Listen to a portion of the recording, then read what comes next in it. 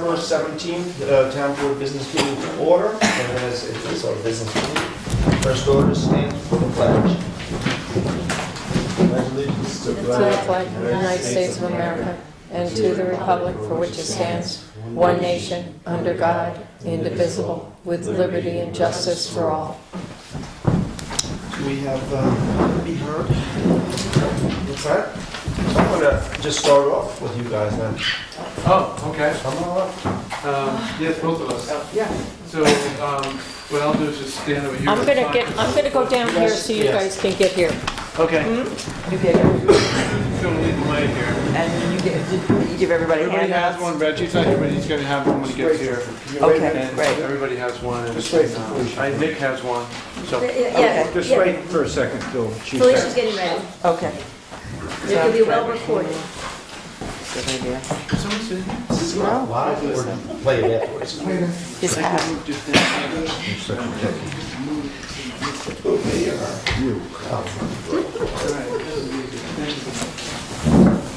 Actually, good. You can't do, if I do cursive, swear. There's no black is there? I try not to. I'm pretty good actually lately. No bleeps? You want to sit? I have my moments. Swear. Say things like Chevy dogs. What was the one you had today? Malarkey? Malarkey, where that came from. That's not bleepable, is it? Malarkey? So, Very underused word. yes, definitely. Baloney, malarkey. You're on. Where are you? Okay, great. I'm Susan Goldman. Kurt Ritchie and I are the co-chairs of the town's housing committee. I first want to thank you all for creating this committee after the recommendation of the comprehensive plan. We've had off and on housing committees since the 80s. Bob Young, who's on our committee, and I were on, I believe, the first in the 80s. God help you. Yeah, but this one, it has a lot of energy, and the comprehensiveness of the charge, I think, really helped us. The things that you asked us to do when you created it really helped us. You can't say we because it was the people. It's the people's plan. Okay. It's a plan. So it's really came from the town. Well, and we try to follow the expression of things that people wanted as our guide. Our mission, as it is, we worked on this a bit because we wanted to make it very user-friendly and really just say, as we thought about it, what we needed to do. In response to the severe shortage of homes that most Woodstockers can afford, the Woodstock Housing Committee will recommend diverse, sustainable options that match the welcoming values and innovative character of our community. So, unfortunately, because of the weather, most of our members are not here, but we do have Kirk, myself, and Deborah Meyer-Dewan. A few people might be still out on the road, I'm not sure. But also on the committee are Urena Kinlan, Bob Young, Shana Alstetter, Patricia Brescia-Cantine, and Chris Wangro. And we have the great good fortune of having Richard Hepner be not just a liaison, but a great contributor to the committee. He brings us lots of useful information. I got paid a lot to do that. I got paid a lot for that. You did it well. So everything that Kirk and I are going to talk about tonight represents the work so far, I think we've been working since March, of the committee members. Everybody's been doing a lot of research. We've been educating ourselves. None of us are housing experts. Probably our closest is Deborah. And it's been a great learning experience for all of us. So everything we're talking about here really represents the work of these 9 people. We meet every second and fourth Wednesday here at 5 o'clock. We have a space in the beginning of our meetings for anybody from the public to speak, and we really are looking forward in our next 6 months to increase the public input and public education of what we're doing. So we're going to be creating those opportunities.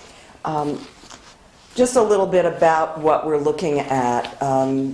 Woodstock, as we know, is a wonderful place to live. That is our curse and our blessing. It's created the problem that we're looking at. We've got not enough short-term, long-term rentals, first-time home buyer opportunities. These are things that are just not here at all. The rents have increased over time. The short-term rental market has certainly exacerbated that.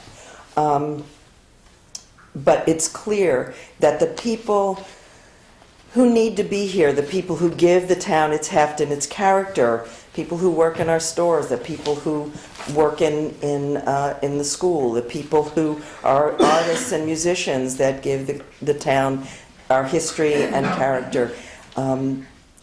People can't afford to live here anymore. Young people can't afford to live here. The number of families we have is continuing to decline. We now have over 50% of our population my age and older, and that's not a good recipe for the future. We came upon a wonderful campaign, we shared one of this campaign with you. It was an ad campaign in Edgartown. Who's saving your life? No one, if we don't have more year-round, long-term affordable housing. And they went straight through, who's going to teach your kids, who's going to cook in your restaurants. And it speaks to the fact that this issue doesn't just affect the people who don't have housing, have to move out of town. It affects all of us. It affects the quality of life in this town. According to Pattern for Progress last year, 35 to 40% of Woodstockers pay more than 30%, which is the acceptable high level, pay more than 30% for their housing costs. 70% of our renters do. That's huge. The gap to support to rent an average one-bedroom apartment for an average worker's salary, the gap from what's being asked to what people are making is about $400. Something that just can't be made up. Per month, yes. Watching this happen since the 80s, we've seen the change accelerate to where we're now at a real tipping point. And failure to address this really puts the character of our town at risk. We have more people who are transient, more older people, fewer families. We just can't support the town that we know with this kind of a population change. It's now time that we must really act, and act in a sustainable way, not just one project, many different ways to address this. It's a diverse need, and we're going to have to find a lot of different ways to address it.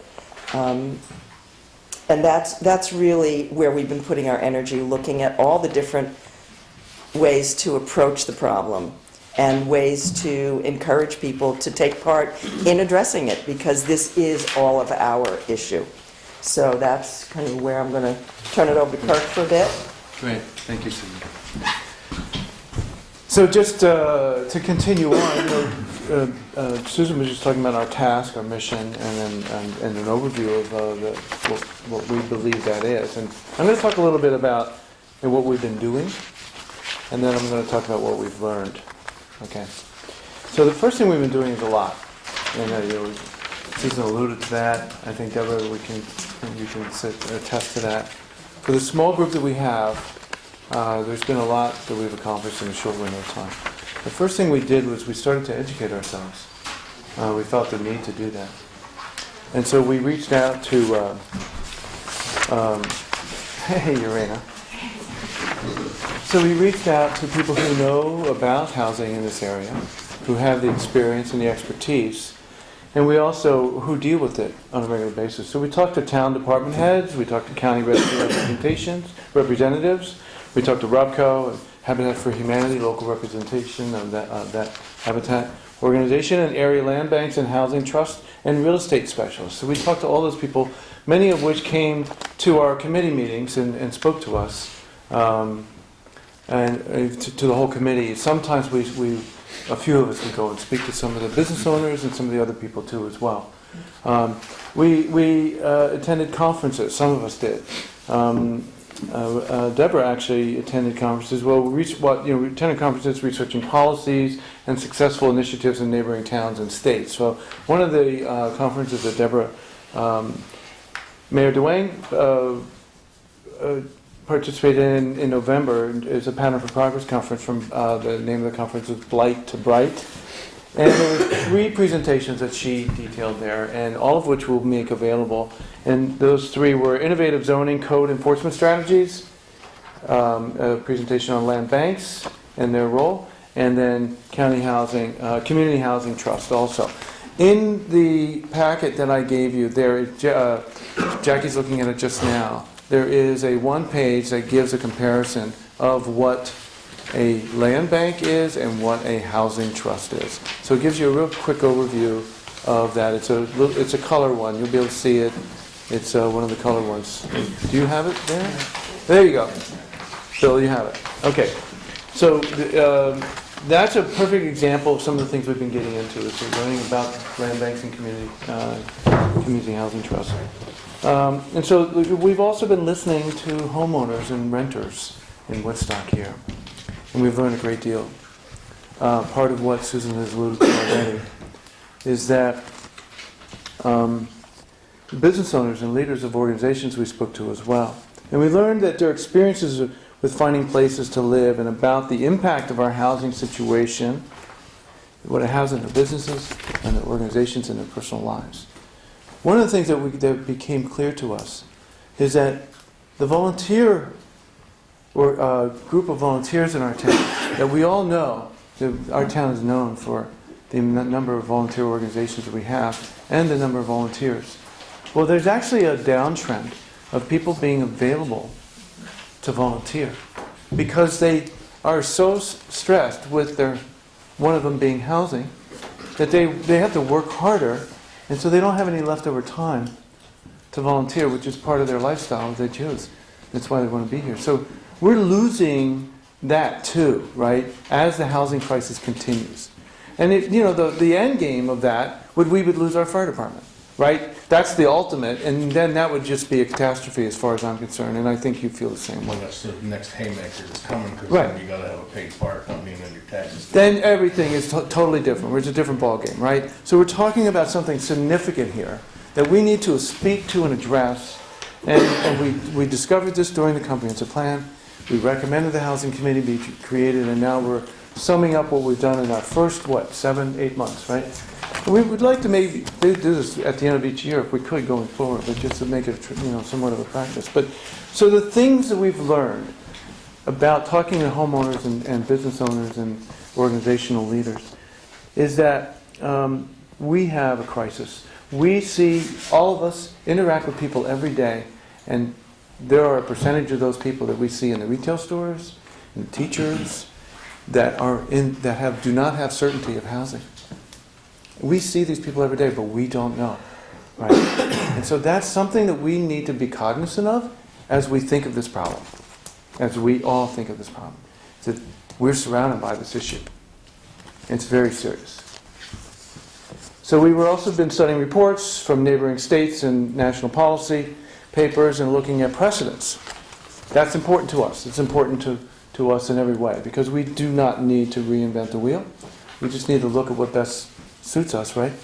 But we can be creative, establishing diversity options that meet the diversity of our town's demographics. We have needs for senior citizens. We have needs for first-time homebuyers and young families. We have needs for everything in between. Single people, worker housing, social housing. There are so many needs, right? So this is part of what we are determining, and the option. We'll talk about a little bit more of what we've learned. But basically, we're beginning feasibility studies also. One final thing, we're beginning feasibility studies of a range of sites that we feel could have the potential to be included in near and long-term strategic planning. So that's part of what our effort has been also in these recent months, is looking at the inventory of sites, both town-owned and also private property. So some of the things what we've been learning on this in this first year or so, is surprisingly we're very encouraged by what we're learning. There are real solutions out there. So we're not necessarily, it's not a doomsday message, right? So we have an opportunity here.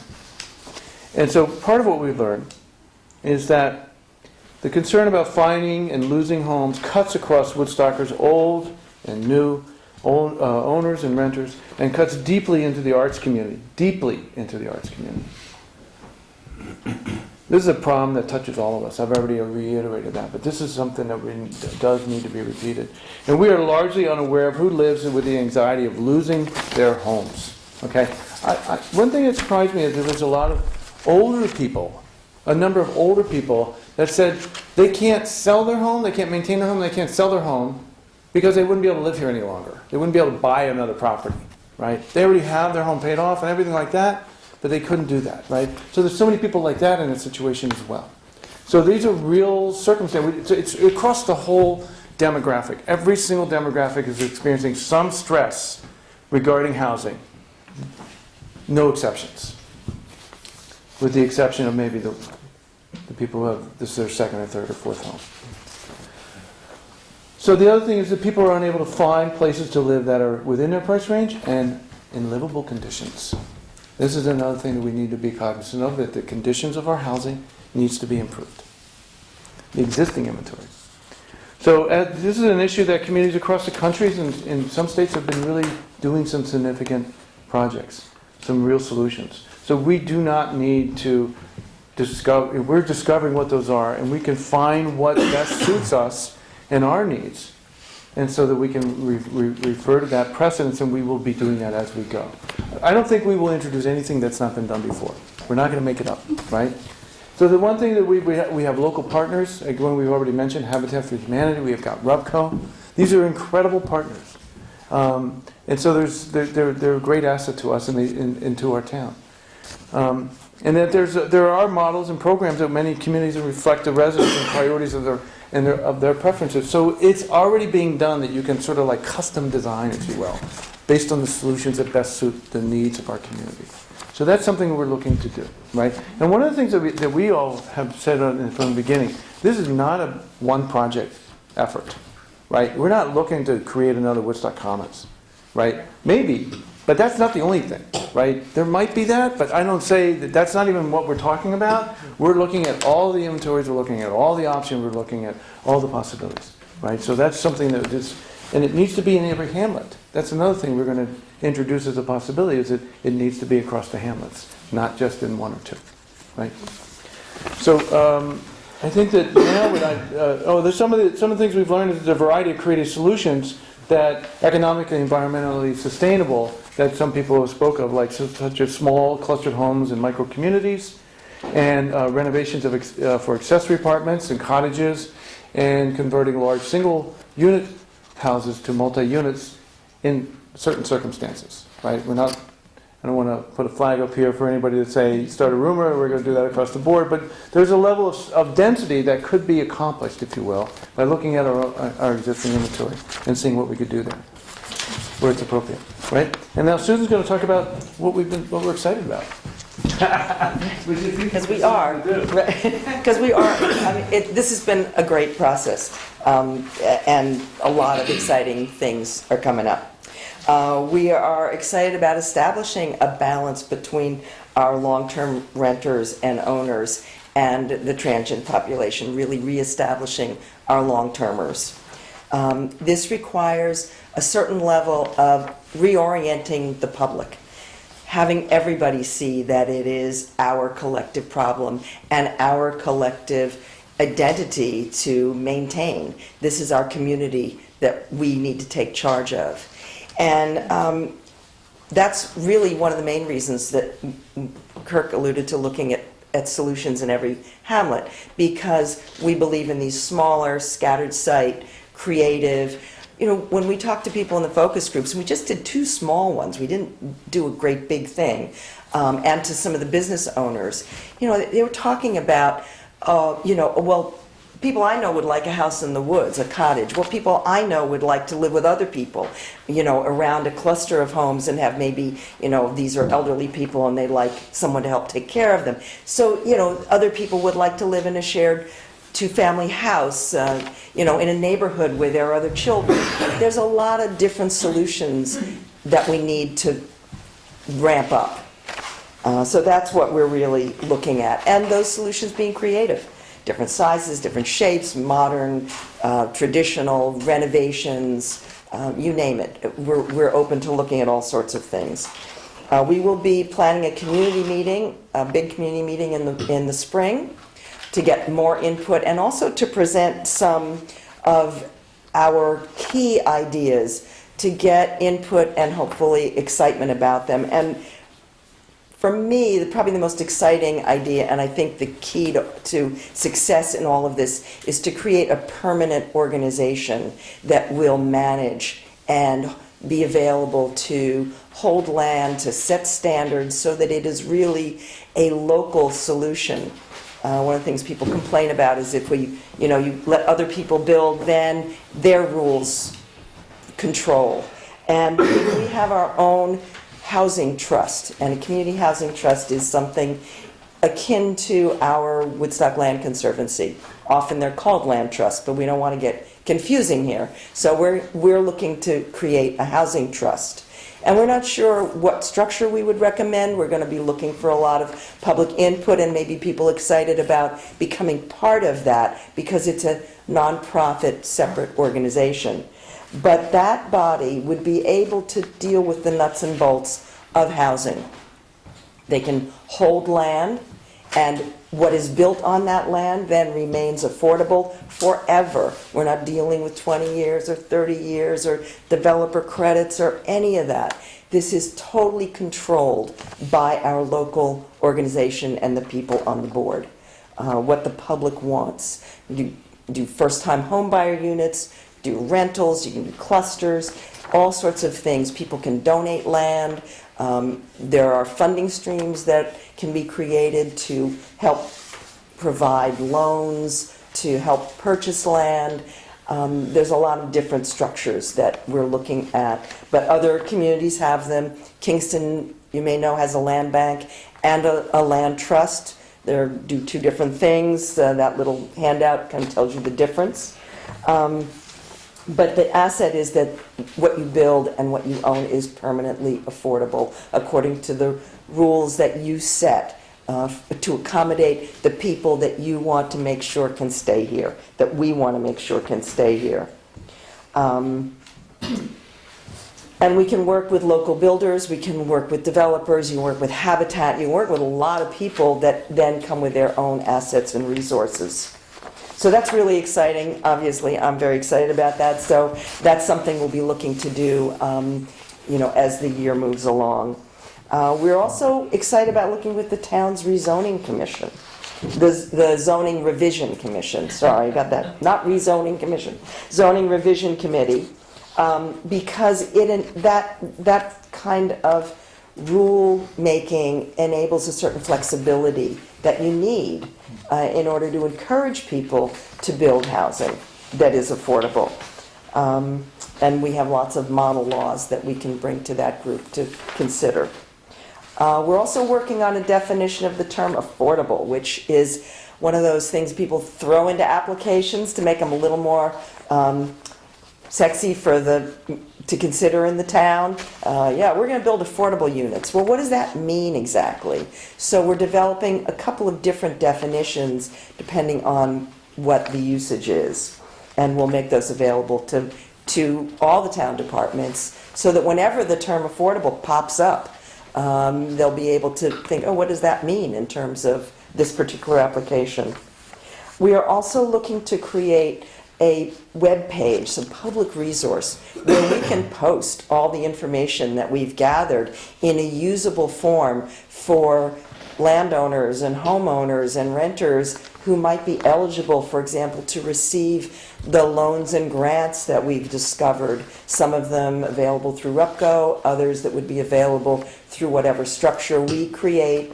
But these are these are resources for people to rehab their homes, to renovate them, to make them handicapped accessible, to weatherize, lots of different resources. And we want to make those easily accessible to people. Because if you reduce energy costs, you can keep rent down. These are all of these things go together.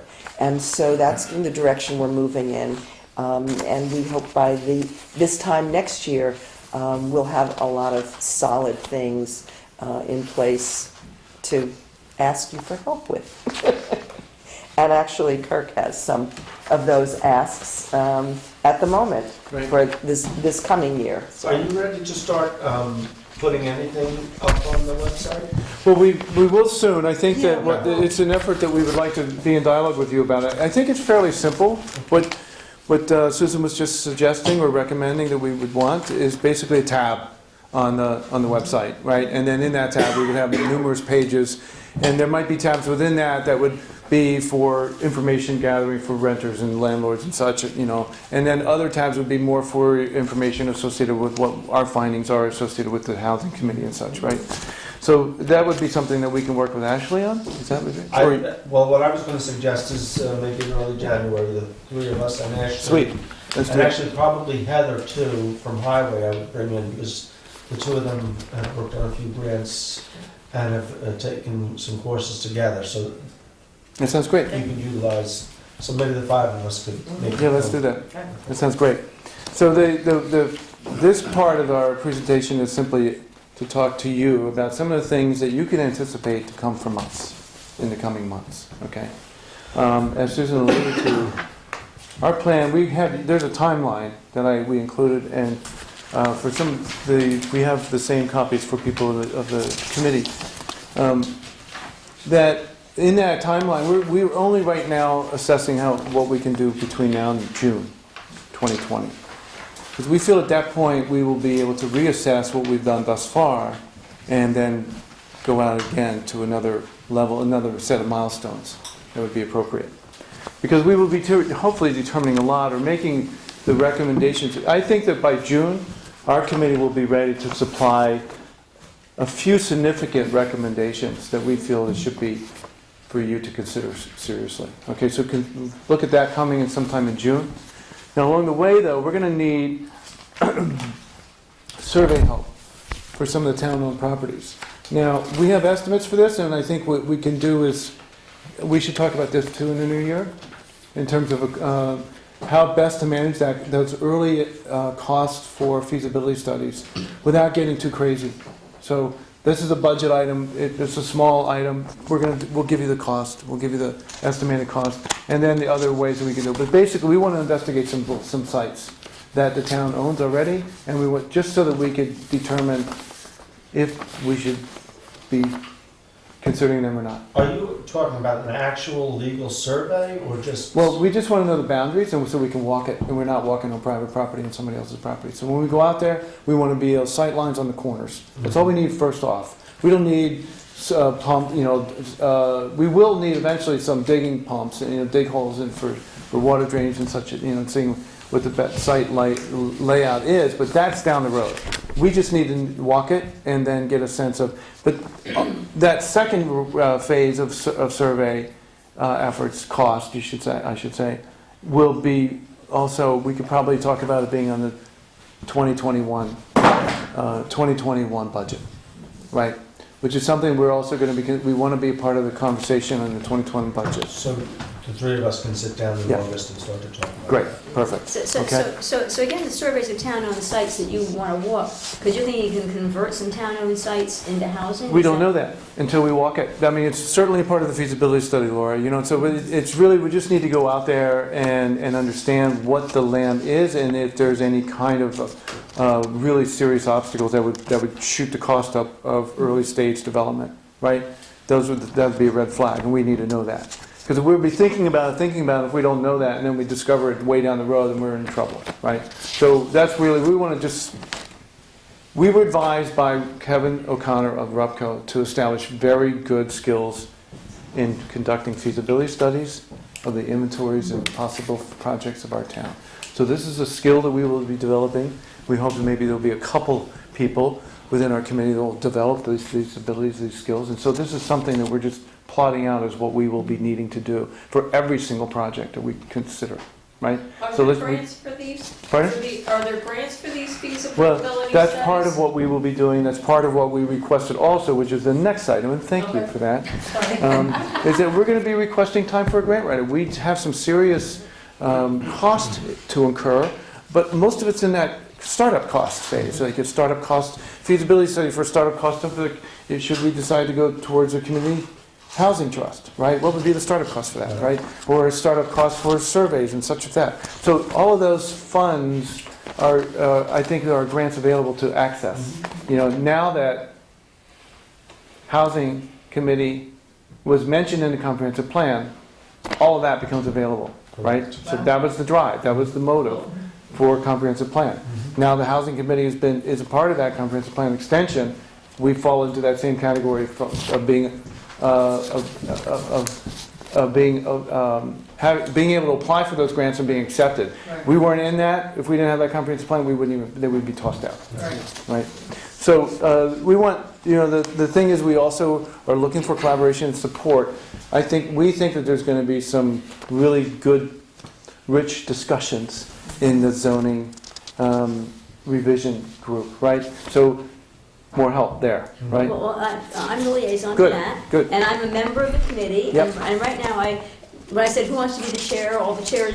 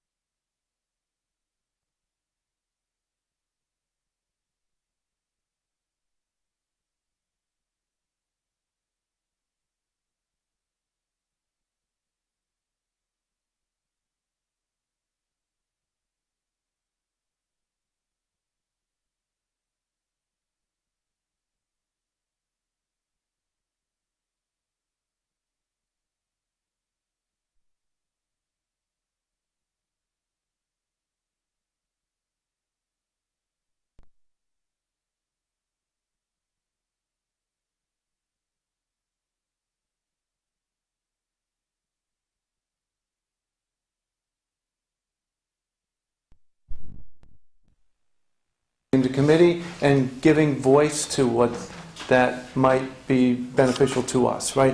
And really what we want is the ability, as far as I'm concerned, the little bit that I know, is that, and Deborah and anyone please contribute to this, but that we need the ability to, much like there's the ability for public lands, for open space, where you can create a fund ability, a fund generation, a revenue generation ability within your town, right? Right? We want to be able to do that with housing, right? So that takes state legislation. Right. And so there are I have been things. talking with Kevin about that. Perfect. And Amador. And this is great, Bill, because we believe that there's something in the committee, at the committee level possibly, but we're surrounded by it. Vermont, Massachusetts, Connecticut's got things that, on the works of this kind of tool. We need financial tools, right? This is a priority for this committee to be successful, right? Those financial tools, and this is kind of like the bedrock of that financial tool, that we have the ability to exercise and then generate revenue that would go specifically for this type of projects, right? Any questions, comments? All right, I thought somebody was raising their hand. So this is something that we would be doing. Also, we're in conversation with the county on other conversations that will extend back to you, Bill, about some of the things that the county is thinking of doing countywide, having to do with housing, right? So that'll be great. But we want the county to lead the way on that one, right? It's best for them. So assist us in finding incentives for homeowners to choose to choose long-term rentals. So our town has the ability, and I think we want to be in a conversation about this, to create an incentive for people to do just that. Any chance you could turn that light off? Your light on your That phone. lights. That phone, yeah. Nope. So anyway, so we'll talk about that some more too. Okay, that's just sort of, we're just learning about the possibility Mark Plate should be involved in that conversation, and RUPCO is also, has some dealings in that area as well. Okay, so there's much to talk about there. And then, well, I already mentioned, we anticipate having a conversation sometime in August around the budget. And that's really our ask. The next ask, pardon? Early August. Early August, okay. And the next set of asks really seriously will come in June, as we feel like we will be prepared at that point to provide some recommendations that begin to plot a long-term and short-term future for our town regarding housing. All right. Does anybody have any comments or questions? And please, Susan and I will be happy to answer. First off, thank you to all of you for this has been a long